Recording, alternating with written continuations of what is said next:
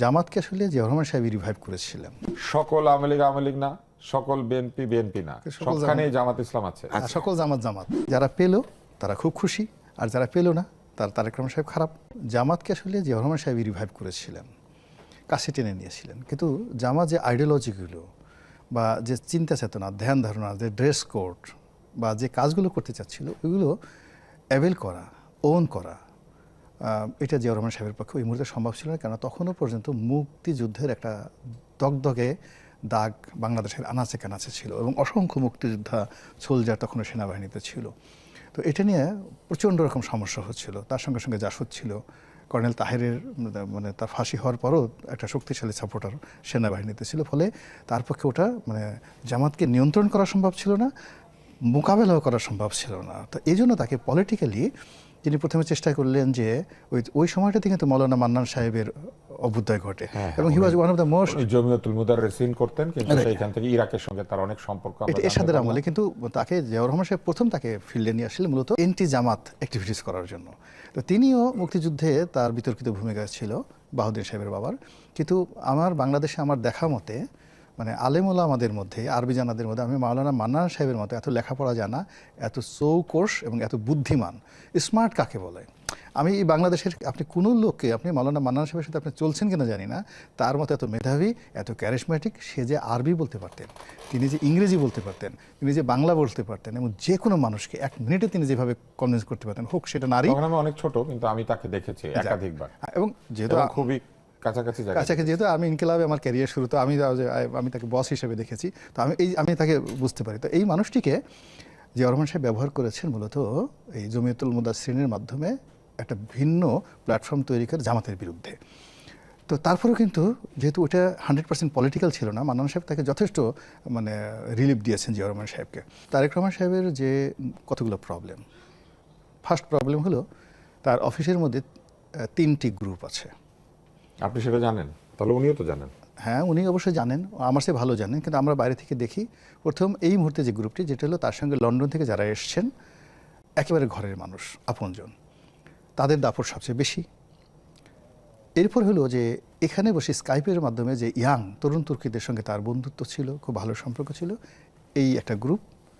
আর হলো যারা সিনিয়র বেগম জিয়ার সঙ্গে যাদের রাজনীতি ছিল, এই 3টা গ্রুপ।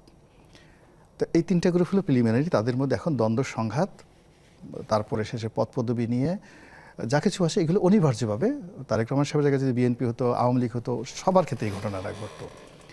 দ্বিতীয় যে গ্রুপটি হবে, যারা পেল তারা খুব খুশি, আর যারা পেল না তার তারেক রহমান সাহেব খারাপ, এই বলে তারা বুক থাপড়াবে এবং তলে তলে জামাতকে টিপ মারবে, লাগাও আছি তোমাদের সাথে, বড় দলে লাগাও, হ্যাঁ গন্ডগোল লাগাও, সমালোচনা করো, এবং তারাই তথ্য পাচার করে দেবে, আজকে এটা হয়েছে ক্যাবিনেট মিটিং, আজকে ওইটা হয়েছে, তোমরা এগুলো বলতে থাকো, আমরা তো বলতে পারি না, তোমরা বলো।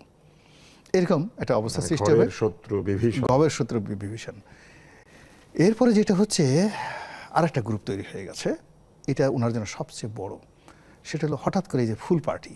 এই গত 17 বছরে মানে এদের কোনো দেখার সাক্ষাৎ কেউ দেখেনি, লন্ডনেও দেখা যায় নাই, বাংলাদেশেও দেখা যায় না। কিন্তু এই সময়টাতে কোথা থেকে যেন ফুলের তোড়া নিয়ে এনে, এই তারেক রহমান সাহেবের মেয়ে আছে, আর স্ত্রী আছেন, তার পার্সোনাল স্টাফ আছেন, এমনকি ওনার নিজের কাছে আসেন, ভাইয়া ভাবি ইত্যাদি ইত্যাদি, আমরাই এটা করেছি, আমরাই সব, তাদের পোশাক ভালো, টাকা আছে, ধনী, মানে দালাল যাকে বলা হয়, মানে মধু খাওয়া। সকল সরকারের বেলায় এই গ্রুপ থাকে, পরের 2টা গ্রুপ, একটা হচ্ছে কিছু পাই নাই কিছু পেয়েছে, আর একটা হচ্ছে আপনি যেটা বলছেন এখন আগেও ছিল, তার আগেও ছিল। কিন্তু এই গ্রুপটা তারেক রহমান সাহেবের সাথে বেশি প্রবলেম হবে এই কারণে যে যারা আসছে তাদের সঙ্গে গত 17 বছর প্র্যাকটিক্যালি তার সঙ্গে যোগাযোগ ছিল না, যেহেতু দেশের বাইরে।